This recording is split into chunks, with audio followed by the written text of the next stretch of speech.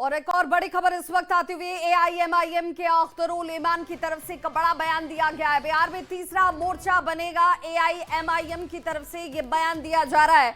हम अपनी तैयारी में जुटे हुए हैं, महागठबंधन से कोई रिस्पॉन्स नहीं मिला, अब हमारी तैयारी अपनी तरीके से अपनी तरफ से जारी है। तीसरे मोर्चे को लेकर एआईएमआईएम कह रहा है कि भाई सिर्फ दो मोर्चों पर यहां पर चुनाव नहीं होंगे, एक तीसरा मोर्चा, और वो तीसरे मोर्चे को लेकर एआईएमआईएम की अपनी तैयारी चलती हुई। तो बड़ी खबर इस वक्त आती हुई आपको बताते चलें कि एआईएमआईएम महागठबंधन के साथ गठबंधन में शामिल होना चाह रहा था, लेकिन इनकी तरफ से बार बार इसे लेकर बयान जरूर दिए गए, लेकिन महागठबंधन ने इस पर कोई प्रतिक्रिया ही नहीं दी, कोई अपना इंटरेस्ट नहीं दिखाया।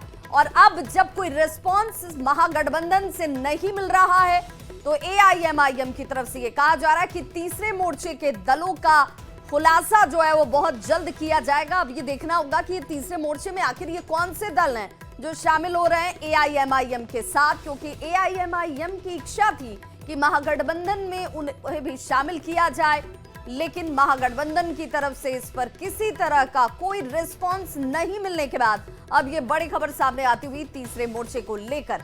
सवाल ये है कि तीसरा मोर्चा और इस तीसरे मोर्चे में कौन से दल शामिल होंगे।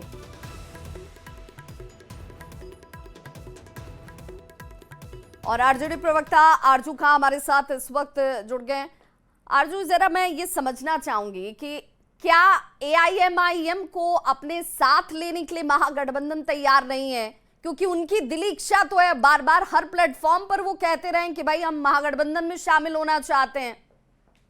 देखिए, एक परसेप्शन फैलाना और एक हकीकत में आकर डोर टू डोर मिलना, ये दोनों अलग चीजें हैं, मैं ये समझता हूं। और बहुत सारे पॉलिटिकल जो एक्सपर्ट हैं उन्होंने भी इस चीज को समझा है। आप आइए, जो भी महागठबंधन में सोशलिज्म में, समाजवादी विचारधारा में जो भी गरीब, वंचित, शोषित, पिछड़ा वर्ग है, अगर वो बहुत सारे लोग हैं जो राष्ट्रीय जनता दल के साथ आना चाहते हैं, हम ऐसे सभी लोगों का स्वागत करते हैं। लेकिन क्या वो स्वागत हकीकत में किसी पायदान पर, क्या सिर्फ ये प्रोपेगेंडा फैलाने लायक है, परसेप्शन फैलाना है, एक तरीके से अपने यहाँ से आप कह देते हैं, उसके बाद क्या डोर टू डोर आप आते हैं, बातचीत करते हैं, ये सारी चीजें होती हैं। जैसे हमारे महागठबंधन का आपने देखा कि एक स्वरूप तय हुआ है, सारे महागठबंधन के लोग लगातार प्रेस कॉन्फ्रेंस किए जा रहे हैं, संयुक्त प्रेस कॉन्फ्रेंस हो रहा है, वो सारी चीजें दिख रहे हैं।